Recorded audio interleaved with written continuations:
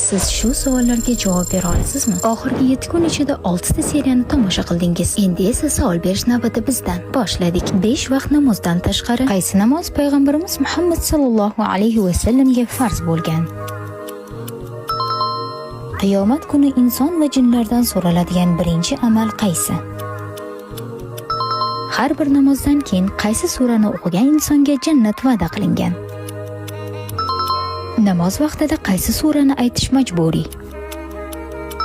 Hadisga ko'ra bandaning Allohga eng yaqin holati bu.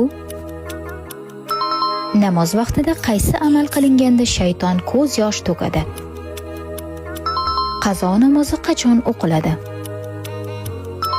Tahajjud namozi qachon o'qiladi? Hadisga ko'ra Alloh taolo dunyo osmoniga tushadigan vaqt qaysi? Namozni tark etgan inson haqida payg'ambarimiz Muhammad sallallohu alayhi va sallam nima deganlar?